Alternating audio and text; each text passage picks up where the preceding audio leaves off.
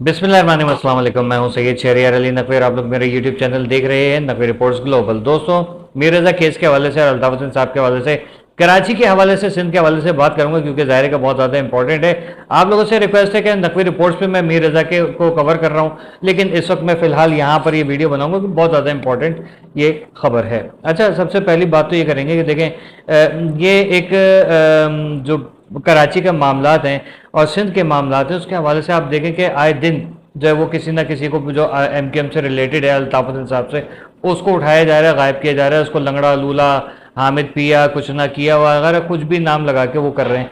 अब मुझे नहीं पता हामिद पिया कौन है, फर्स्ट टाइम मैंने इनका नाम सुना, लेकिन मुझे बड़ा अजीब सा लगा कि यार हम लोग होते हैं, हमारे दोस्त अहबाब हैं, हामिद वो नाम हामिद पिया बोल देते, कोई राशिद हो तो उसको शीदा बोल देते हैं, ठीक है, इस तरीके से, या शीदा टल्ली बोल देते हैं। तो उस चीज़ के ऊपर जो है वो नाम रख दिया और कहा भाई दहशतगर्दी की चीज़ें हो रही हैं।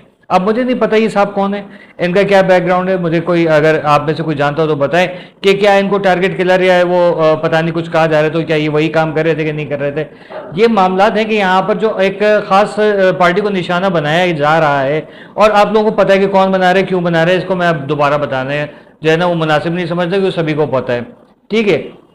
खास प्रोपेगेंडा है कि कराची के अंदर जो है, कराची में, सिंध के अंदर जो भी आवाज़ उठ रही है अल्ताफ हुसैन के हक में, तो उसको चुप करा दो, उसको गायब करा दो, उसका सॉफ्टवेयर अपडेट करा दो। लेकिन जब खुद ही ये बात कर रहे होते हैं, इदारों के खिलाफ बात कर रहे होते हैं, इवन ये कि सईद गनी ने तो बाकायदा तौर पर धमकी दी है, ठीक है। जब ये धमकियां दे रहे हैं, इनको कोई हाथ लगाने वाला नहीं है। और अंदरूनी सिंध जिस तरीके से पाकिस्तान के खिलाफ जो चालबाजी, जो जिस तरीके से नारे चल रहे हैं, उसके ऊपर कोई कुछ नहीं करने वाला। बलोचिस्तान में मतलब हो रहा है, इनको कोई हाथ नहीं लगाने वाला है।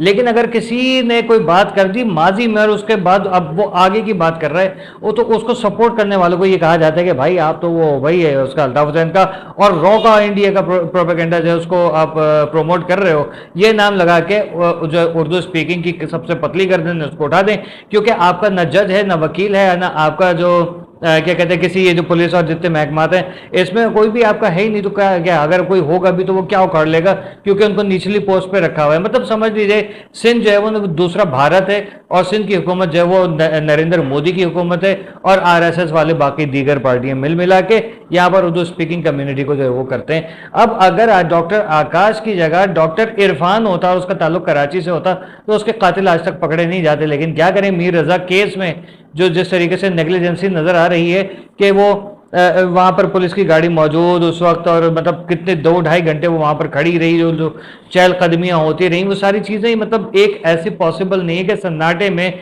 जिस जगह पर लोग उस वक्त आते ही नहीं है, मालिक की आंख खुली हो, उसको सब पता हो कि भाई यहाँ क्या हो रहा है, ये जानबूझ के एक जो किया गया। और उसमें अब तो कंफर्म हो रहा है कि कोई बहुत ही बड़ी शख्सियत शामिल है, लेकिन उनका ताल्लुक किसी भी जमात से हो या किसी भी महकमे से हो, जब तक नाम प्रॉपर क्लियर नहीं हो जाता तब तक जो है वो हम कोई बात नहीं कर सकते। अलबत्ता ये जरूर कह सकते हैं कि भाई उस मासूम लड़के को बुला के, जो जैसे शाहजेब खान ज़ादा ने कहा कि आई मैसेज के थ्रू, यानी कि जो का आईफोन का जो अपने सॉफ्टवेयर है उसके थ्रू उसको मैसेज करके उसको लोकेशन भेजी, बुलाया गया, सब चीज़ें वो हुई और उसको इतना ज़्यादा उसके मोबाइल को ऑपरेट करने की कोशिश की गई है कि वो मोबाइल अब जो है पाकिस्तान में कम अज़ कम ऑपरेट नहीं हो सकता। और 27 तारीख थी, यानी 27 अगस्त तक अगर इसको रिकवर नहीं किया गया तो सारा डाटा उड़ जाएगा, फिर आईफोन भी कभी उसको जो है वो रिकवर नहीं कर सकेगा। ये नेग्लिजेंसी क्यों की जा रही है? ये नेग्लिजेंसी इसीलिए की जा रही है ताकि उसको बचा लिया जाए जो इनका प्यारा, इनका लाडला है। तो ये सिंध के अंदर हालात हैं। किसको, अब जो रैली में शरीक हैं, प्रोटेस्ट में शरीक हैं, उनको बाकायदा तौर पे मारा पीटा जा रहा है, धमकियां दी जा रही हैं कि तुझे देख लेंगे, तू बड़ा उछल रहा है, ये हो रहा है, वो हो रहा है।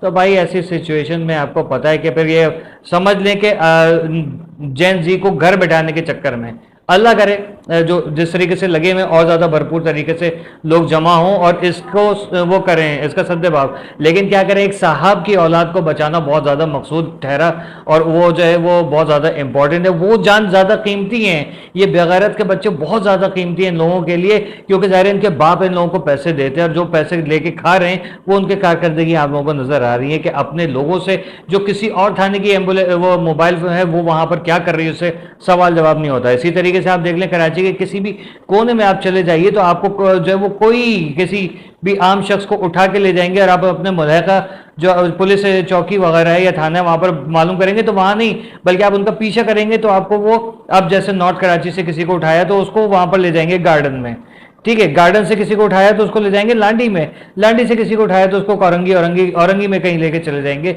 ये यहाँ के हालात है। तो एक एरिया की मोबाइल दूसरे एरिया में कानूनी तौर पे जा ही नहीं सकती, लेकिन यहाँ कराची में सब कुछ हलाल है क्योंकि पीपल्स पार्टी है बैठी हुई। तो खप्पे खप्पे जर खप्पे और जरदारी खप्पे, यहाँ पर निज़ाम जरदारी का चल रहा है। और वही चीज़ है कि अल्ताफ़ हुसैन साहब जो है वो इसी चीज़ के खिलाफ बात करते हैं मुसलसल, और कहते हैं कि इमरान खान ने भी यही बात की थी। इमरान खान के बात करने में और उसके कॉल फेल में जो है बहुत तजाद है, इसलिए मैं इमरान खान की बात कभी नहीं करता। हाँ, अल्ताफ़ हुसैन साहब की बात करूंगा क्योंकि उनका दौर हमने यहाँ पर देखा है कराची में, और उनके कॉल और फेल में अभी तक कोई तजाद नहीं है। वो जैसे डे वन से थे वही चीज़ आज भी वो फरमा रहे हैं, उसी चीज़ के ऊपर एहतजाज कर रहे हैं। ये फसूदा निज़ाम जो है, ये जागीरदाराना वडेराना निज़ाम, इसको ख़त्म होना चाहिए। जजेस बाइख्तियार होने चाहिए, पुलिस बाइख्तियार होनी चाहिए, क्योंकि पुलिस का महकमा जो है वो एक बहुत मोतबर इदारा है। अच्छे पुलिस एहलकार जो है उनको प्रमोशन देनी चाहिए, जबकि जो पुलिस एहलकार करप्ट हैं उनके खिलाफ कार्रवाई हो, चाहे वो अब करप्ट एहलकार जो पुलिस के हों, रेंजर्स के हों, आर्मी के हों या और किसी इदारे के हों। तो ये एक दुनिया का निज़ाम है हमारे, लेकिन पाकिस्तान में ऐसा कोई निज़ाम ही नहीं है। यहाँ पर तो ये कि साहब बहादुर बैठे हुए वो कहेंगे ये लो भाई जाओ मौज करो, ठीक है, सस्पेंड कर दिया जाएगा, 3-4 साल के बाद 5 साल के बाद वो बंदा फिर यहाँ दोबारा घूम रहा होगा। ये हालात हैं।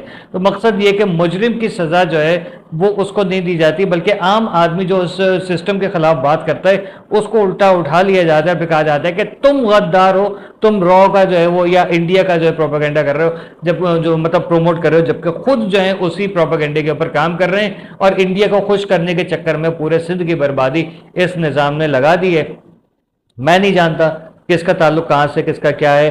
मैं ये चाहता हूं कि एक आम सिंधी को, एक आम पुलिस वाले को, एक आम रेंजर्स वाले को, एक आम आर्मी ऑफिसर को भी इंसाफ मिले, एक आम शहरी को भी इंसाफ मिले। यहाँ पर आज़ादी हो, खाली आज़ादी इज़हार राय ये है कि कोई उठ के बता देगा कि भाई वो अगर पीपल्स पार्टी से या किसी सिंध की जमात से वो पाकिस्तान मुर्दाबाद नारे लगा दे, आर्मी को बुरा भला बोल दे, पुलिस को, रेंजर्स को बुरा भला बोल दे, तो उनके लिए सब खपे है। लेकिन अगर कोई उर्दू स्पीकिंग कम्युनिटी का कोई बंदा अगर बात करता है, ये पॉइंट करता है, ये निशानदेही करता है, ये चीज़ गलत है, ये चीज़ गलत है, ये चीज़ गलत है, तो बस वो कहना उसका गलत हो जाता है। क्योंकि अगर उसके 50-60 भी व्यूज़ आए हुए होंगे ना, तब भी उसका जो वो पकड़ के उठा के ले जाते, सॉफ्टवेयर अपडेट कर दिए जाते हैं। ये हाल जिस मुल्क के अंदर चल रहा हो, तो आप बताइए कि ऐसे मुल्क में आप इंसाफ की तवक्का कहाँ से करेंगे।